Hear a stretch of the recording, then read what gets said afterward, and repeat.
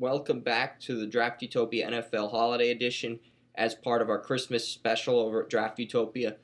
This is part 3 of the 4-part holiday special for the Draft Utopia NFL Digest.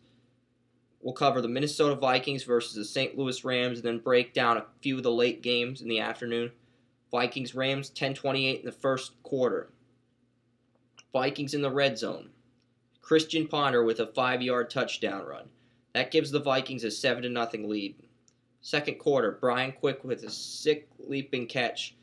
Sam Bradford had good zip accuracy on the football. Quick uses his jumping ability to leap into the air, make the catch, get both feet in bounds, which sets up a St. Louis Rams touchdown.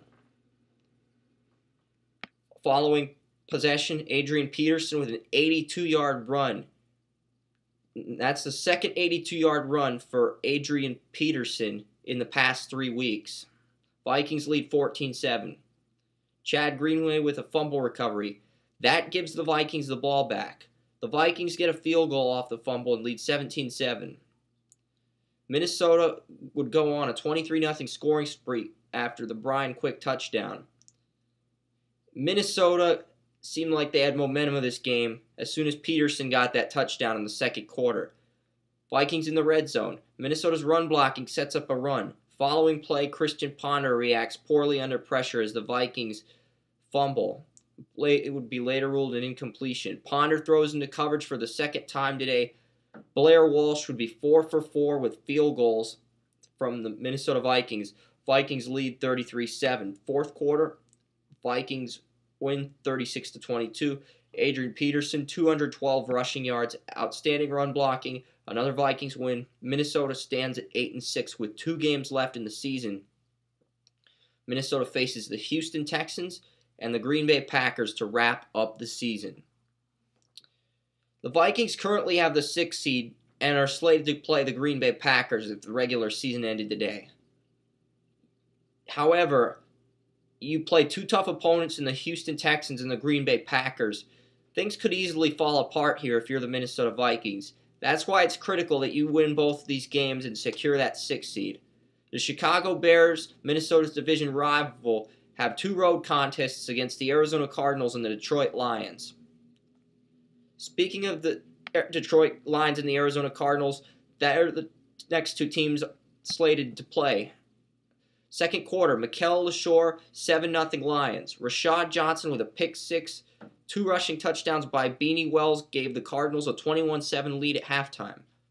Third quarter, Cardinals get a field goal making it 24-7. Lions get a field goal making it 24-10. Fourth quarter, Cardinals score 2 touchdowns and win 38-10. The Cardinals won this game because of Beanie Wells. His 3 rushing touchdowns were the difference. Another significant part of this game was Matthew Stafford's performance at quarterback. Stafford threw 0 touchdowns and 3 picks. 2 of those 3 interceptions are pick 6s, courtesy of Rashad Jones and Greg Toller. You cannot throw multiple pick 6s and expect to win in the NFL, because pick 6s are detrimental to your success on offense. Plus, you go from entering a hole to entering a gorge, and you're just digging your own grave.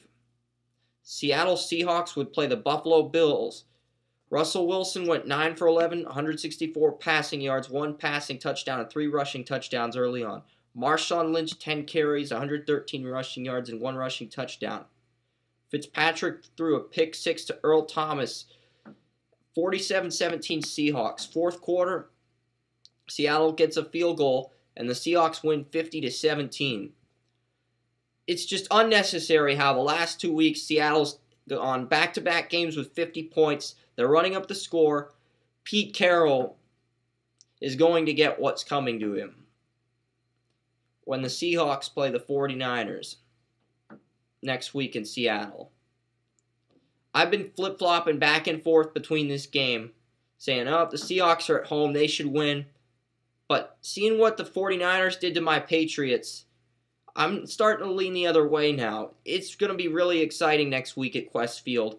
as that game will have huge implications on the NFC West, and it will probably dictate which team ends up with a first-round bye. Carolina Panthers and the San Diego Chargers. Carolina drops 21 unanswered points in the first quarter. Mike Tolbert had 2 rushing touchdowns in the opening quarter. Panthers ahead 24-0 at halftime. Third quarter, Carolina scores again, leads 31-0. Carolina wins 31-7. Phillip Rivers would throw a touchdown pass to Antonio Gates. Too little, too late. Carolina and Ron Rivera, the former Chargers defensive coordinator, strike lightning in San Diego.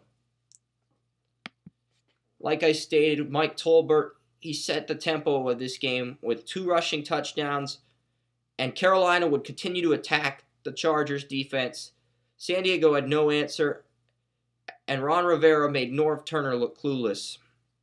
That's it for Part 3 of Draft Utopia's NFL Digest. We'll be back with Part 4 tomorrow. Part 4 will include Steelers-Cowboys, Patriots-49ers, and the Monday Night Football game that led to Mark Sanchez being benched for Greg McElroy.